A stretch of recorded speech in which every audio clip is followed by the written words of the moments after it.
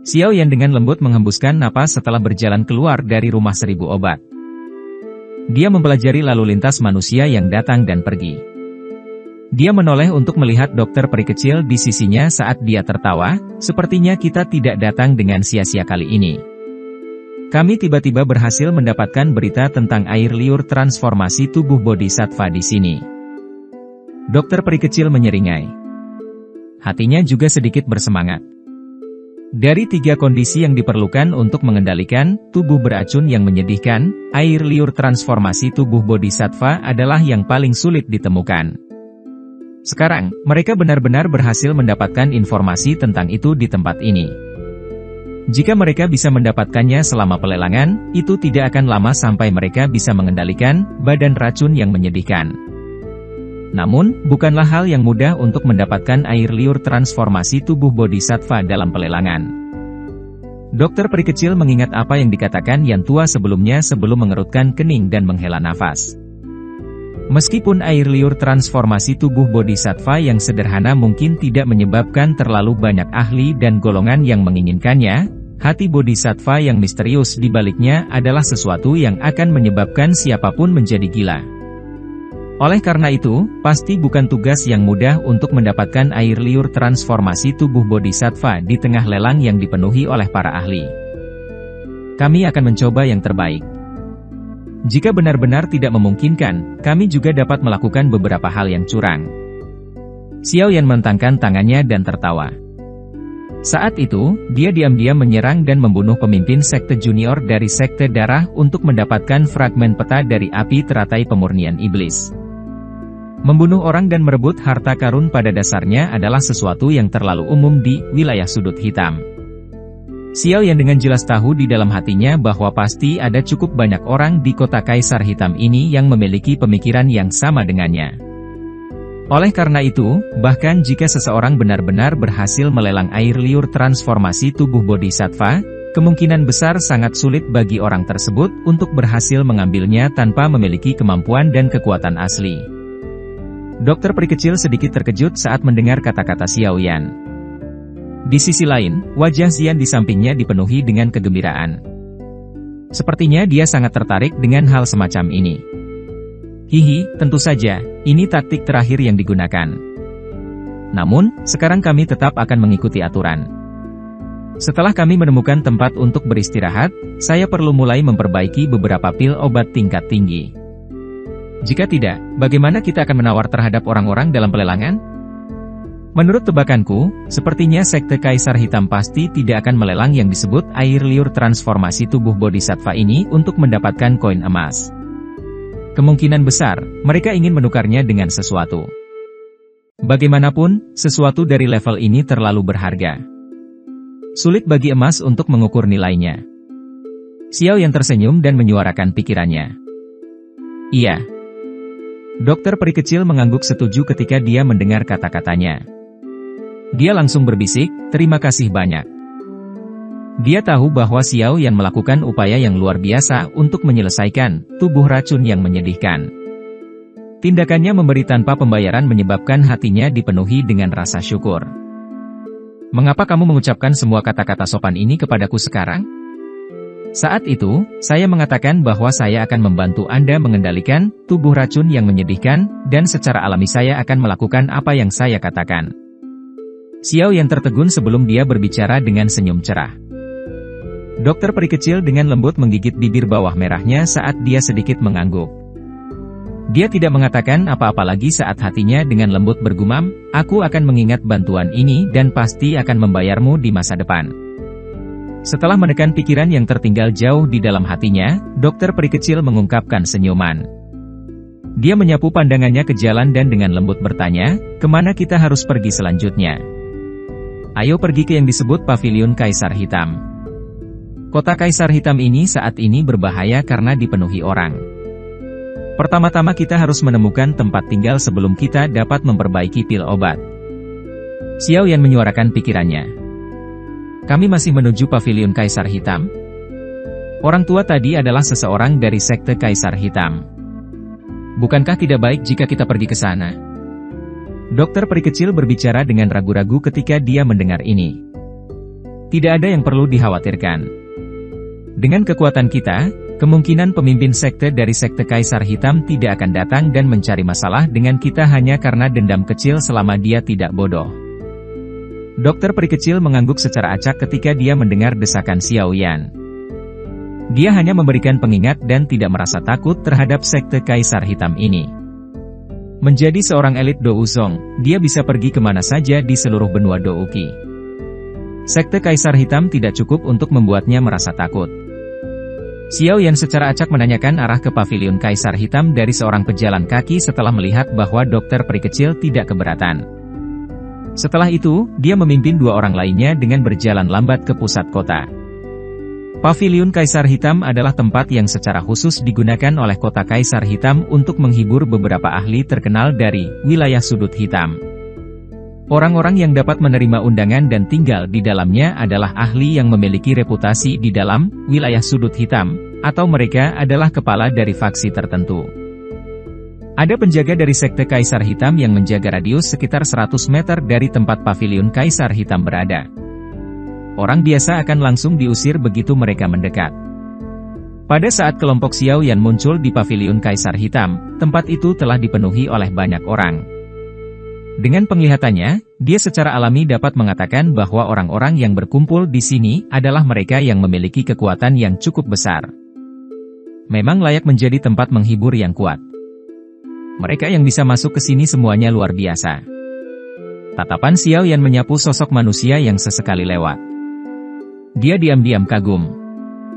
Dalam jarak kurang dari 100 meter ini, dia telah merasakan 2 ahli Dou Huangs dan 7 Douang.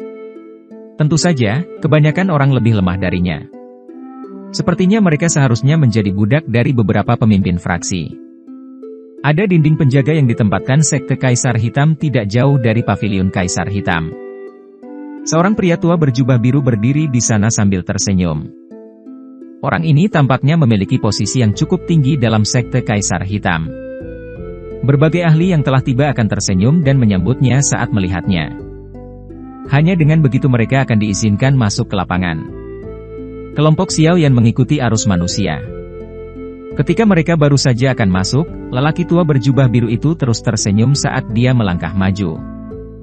Tatapannya menyapu kelompok Xiao Yan, dan dia berbicara dengan suara sopan, tempat ini adalah tempat sekte Kaisar Hitam menghibur para VIP. Bolehkah saya tahu jika Anda memiliki tablet? Tatapan Xiao Yan dengan lembut menyapu pria tua berjubah biru di depannya ini dan menemukan bahwa dia juga seorang ahli Dou Huang. Selain itu, levelnya sekitar 6 atau 7 bintang. Kekuatan semacam ini bisa dianggap sebagai orang kuat yang terkenal di wilayah sudut hitam. Xiao Yan menangkupkan tangannya ke pria tua berjubah biru saat pikiran ini melintas di dalam hatinya. Setelah itu, dia menyerahkan tablet yang diberikan oleh sesepuh itu di pintu masuk kota. Pria tua berjubah biru menerima tablet dan senyum di wajahnya semakin lebar. Tatapannya dengan hati-hati menyapu kelompok Xiao Yan sebelum dia tersenyum dan berkata, "Aku yang dulu adalah penatua dari sekte Kaisar Hitam, Che Cheng. Kalian bertiga terlihat asing. Bolehkah saya menanyakan tentang nama Anda?" "Yan Xiao, orang yang tidak dikenal. Saya baru saja memasuki Black Corner Region belum lama ini. Aku bergegas ke sini untuk ikut bersenang-senang setelah mendengar bahwa kota Kaisar Hitam akan mengadakan lelang skala besar." Xiao Yan samar-samar tersenyum dan berbicara setelah tampaknya telah merasakan tatapan survei dari pria tua berjubah biru itu. "Haha, mereka yang bisa mendapatkan tablet sekte Kaisar Hitam kita pasti bukan orang yang tidak dikenal." Teman kecil Yan Xiao benar-benar tahu cara bercanda. Che Cheng tersenyum. Dia secara alami tidak akan mempercayai kata-kata Xiao Yan. Setidaknya, dia merasakan bahwa orang muda di depannya ini memiliki kekuatan yang setidaknya setara dengan kelas Dou Huang. Selain itu, dia tidak dapat melihat dengan pasti apapun tentang wanita besar dan kecil di belakangnya terlepas dari penglihatannya. "Penatua C, bisakah kita masuk?" Xiao Yan tidak mau tinggal di tempat ini di mana orang datang dan pergi lama. Oleh karena itu, dia tersenyum dan mengajukan pertanyaan setelah mengucapkan beberapa kata. "Ini secara alami. Teman muda Yan Xiao, akan ada seseorang yang akan membawamu ke kamarmu begitu kamu memasuki pavilion Kaisar Hitam. Silahkan." Che Cheng tersenyum dan mengangguk. Dia mencondongkan tubuhnya sedikit ke depan sebelum bergerak ke samping untuk mengungkapkan jalan di belakangnya. Xiao Yan tersenyum tipis. Dia menggerakkan kakinya dan masuk ke dalam gedung. Dokter peri kecil dan Zian mengikuti dari belakang. Sebuah teriakan tiba-tiba terdengar dari belakang mereka tepat saat mereka masuk. Penatua Fang Yan dari Lembah Api Iblis telah tiba. Teriakan yang tiba-tiba terdengar menyebabkan cukup banyak orang yang hadir terdiam. Tatapan mereka membawa keterkejutan saat mereka melirik ke suatu tempat di kejauhan. Sekelompok besar orang dengan cepat menuju dari sana. Ada seorang lelaki tua berambut merah yang mengenakan pakaian sederhana menggantikan posisi pemimpin. Dia melangkah dengan cepat. Tidak terduga bahwa orang yang memimpin kelompok dari Lembah Api Iblis sebenarnya adalah orang tua Fang Yan ini.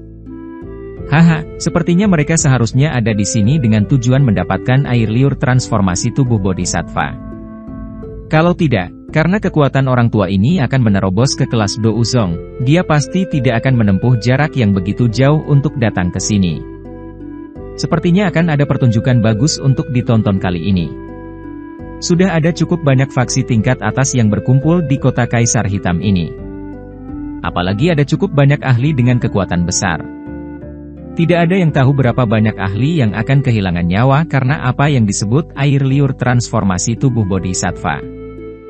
Suara percakapan pribadi segera muncul dari lalu lintas manusia di sekitar Xiao Yan ketika orang-orang menatap lelaki tua berambut merah itu. Apakah itu orang-orang dari Lembah Api Iblis? Xiao Yan menyipitkan matanya dan mengamati pria tua berambut merah itu. Kejutan melintas di matanya. Dia bisa merasakan bahwa kekuatan tetua pertama dari Lembah Api Iblis sebenarnya berada di puncak kelas Do Huang. Sepertinya dia sudah mengambil setengah langkah ke kelas Do Uzong. Kekuatan semacam ini bahkan sebanding dengan Han Feng saat itu. Mata Xiao Yan beralih dari pria tua berambut merah itu ke beberapa orang di sampingnya. Dia menemukan bahwa beberapa pria tua yang dingin dan tampak acuh tak acuh semuanya ada di kelas Do Huang. Kekuatan mereka tidak lebih lemah dari yang tetua keempat Xiao Yan habiskan beberapa hari yang lalu. Tidak heran Lembah Api Iblis ini mampu bertarung dengan Akademi Jianan. Kekuatan mereka memang kuat. Kejutan melintas di wajah Xiao Yan. Dia diam-diam berbicara pada dirinya sendiri setelah melihat barisan Lembah Api Iblis ini. Orang berjubah abu-abu yang berjalan di belakang sepertinya agak aneh. Dokter peri kecil di sisinya dengan lembut berbisik sementara Xiao Yan tenggelam dalam pikirannya. Xiao Yan kaget saat mendengar ini. Tatapannya bergerak sebelum akhirnya bertumpu pada orang terakhir dalam kelompok Lembah Api Iblis. Ada sosok manusia yang sepenuhnya terbungkus jubah abu-abu di sana. Mata Xiao Yan telah memindai orang itu sebelumnya. Namun, auranya terlalu lemah, sampai-sampai dia tidak terlalu memperhatikannya. Sekarang setelah dokter peri kecil menunjukkannya, Xiao Yan akhirnya merasakan perasaan yang sangat aneh namun agak akrab darinya. Perasaan ini menyebabkan Xiao Yan merajut alisnya. Dia merenung sejenak, tetapi tidak memikirkan petunjuk apapun. Yang bisa dia lakukan hanyalah menggelengkan kepala dan menyerah. Rasa dingin melintas di mata Xiao Yan saat tatapannya sekali lagi menyapu tetua pertama Fang Yan yang sedang mengobrol dan tersenyum dengan tetua dari sekte Kaisar Hitam. Dia segera berbalik dan berjalan ke pavilion Kaisar Hitam tanpa tinggal lebih lama lagi. Saat Xiao Yan membalikkan tubuhnya, orang berjubah abu-abu terakhir di belakang kelompok dari Lembah Api Iblis mengangkat kepalanya setelah merasakan sesuatu. Sepasang mata yang tajam dan tajam mengintip dari balik jubah abu-abu. Dia menatap punggung Xiao Yan saat ketidakpastian melintas di matanya. Mampu menjadi tempat di mana para ahli dan para pemimpin dari banyak faksi dihuni oleh sekte Kaisar Hitam, pavilion Kaisar Hitam sangat mewah. Kelompok Xiao Yan mendecakkan lidah mereka dan memuji ketika mereka masuk melalui pintu yang sangat besar dan melihat ke aula berukuran arena yang luas. Sekte Kaisar Hitam ini benar-benar mampu membayar. Aula pavilion Kaisar Hitam saat ini sangat bising dan hidup. Ada cukup banyak sosok manusia yang duduk dalam kelompok yang tersebar. Perhatian besar diberikan pada tempat orang-orang ini duduk. Hanya orang-orang yang akrab dan mereka yang berasal dari faksi yang sama akan berkumpul bersama. Beberapa dari orang-orang yang duduk di meja individu itu adalah satu-satunya prajurit yang menjelajahi wilayah sudut hitam. Kekuatan orang-orang seperti ini biasanya cukup kuat. Karakter mereka juga sedikit eksentrik. Itu adalah masalah umum bagi mereka untuk menarik senjata mereka dan saling berhadapan jika mereka memiliki perselisihan. Karakteristik unik dari wilayah sudut hitam adalah kekacauan. Poin ini tidak berkurang sedikit pun bahkan di paviliun Kaisar Hitam ini. Karena tempat ini telah mengumpulkan sebagian besar ahli dan faksi di wilayah sudut hitam, tidak dapat dihindari bahwa akan ada beberapa musuh di antara orang-orang ini. Oleh karena itu, wajar jika konflik akan meletus begitu orang-orang ini bertemu. Metode paling efektif dalam menyelesaikan konflik adalah dengan saling bertarung secara terbuka. Oleh karena itu, terkadang seseorang dapat mendengar suara jelas dari logam yang bertabrakan dengan logam di aula yang sangat besar ini. Orang-orang ini mungkin bertengkar, tetapi jelas bahwa mereka masih memiliki alasan dan tahu dari tempat siapa ini berasal. Tidak ada yang akan peduli dengan pertengkaran atau pertengkaran kecil. Namun, 3 kelompok pria Xiao yang berdiri di pintu masuk dan mempelajari aula tempat pertempuran berdarah sengit kadang-kadang terjadi. Tanpa sadar mereka menggelengkan kepala usai mendengar riuh sorak-sorai penonton sekitar yang tengah menikmati pertunjukan. Daerah sudut hitam, ini benar-benar tidak memiliki kemiripan suasana damai. Seorang pelayan wanita cantik dengan cepat berjalan tidak lama setelah kelompok Xiao Yan memasuki paviliun Kaisar Hitam. Dia membungkuk dan menerima tablet yang mereka bertiga dapatkan. Dia memeriksanya sebelum memberitahu mereka bertiga tentang lokasi kamar mereka dengan senyuman. Paviliun Iblis Hitam ini sangat besar dan dapat menampung ribuan orang. Lokasi di mana orang akan tinggal dibagi menjadi 3 kategori, langit, bumi, dan manusia berdasarkan kekuatan mereka atau faksi di belakang mereka. Area tempat kelompok Xiao yang tinggal tidak tinggi atau rendah. Itu adalah area bumi. Xiao yang tidak peduli tentang divisi tersebut. Dari cara dia melihatnya, itu sudah cukup selama dia diberi ruang untuk memurnikan pil obat tanpa diganggu. Xiao yang tidak terburu-buru untuk kembali ke kamarnya karena masih pagi. Oleh karena itu, dia menolak tawaran pelayan wanita untuk membawa mereka ke kamar mereka. Dia membubarkannya sebelum memimpin dokter peri kecil dan Xian, yang wajahnya dipenuhi dengan kegembiraan dari suasana yang hidup di sekitarnya, perlahan melalui aula yang sangat besar. Mereka bertiga melewati aula besar yang berisik ini sebelum menemukan meja di samping jendela tempat mereka bisa duduk. Seseorang dapat secara tidak sengaja melihat hutan hijau subur di luar dari tempat ini. Angin sejuk bertiup dan menyebabkan kebisingan yang tertinggal di samping telinga mereka menjadi lebih redup. Mereka bertiga baru saja duduk ketika seorang pelayan wanita mengantarkan teh dengan sangat hormat. Layanan seperti itu benar-benar sempurna. Tampaknya Sekte Kaisar Hitam telah melakukan cukup banyak upaya untuk para ahli yang datang dari seluruh wilayah Black Corner ini. Xiao Yan duduk di kursi dan mengangkat cangkir tehnya. Namun, hatinya berulang kali mengingat orang berjubah abu-abu yang dia lihat sebelumnya. Karena jubah abu-abu menutupi orang itu, Xiao Yan tidak dapat melihat dengan jelas bahkan sedikit dari penampilannya. Alasan mengapa dia bisa merasakan perasaan yang samar-samar akrab hanya bisa dikaitkan dengan persepsi spiritualnya yang sensitif. Aura orang itu sebelumnya sangat aneh. Meskipun tampaknya sangat lemah, seseorang dapat merasakan seutas benang aura yang tidak biasa jika seseorang merasakannya dengan hati-hati. Saya belum pernah merasakan perasaan seperti ini sebelumnya. Paling tidak, saya dapat mengatakan bahwa orang berjubah abu-abu itu jelas bukan orang biasa seperti yang dia lihat di permukaan. Dokter peri kecil berbicara dengan lembut. Dia tampaknya tahu apa yang dipikirkan Xiao Yan di dalam hatinya saat dia mengamati Xiao Yan, yang mengerutkan kening dalam pemikiran yang dalam. Xiao Yan mengangguk samar. Dia juga merasakan bahwa orang berjubah abu-abu itu agak terlalu tidak biasa.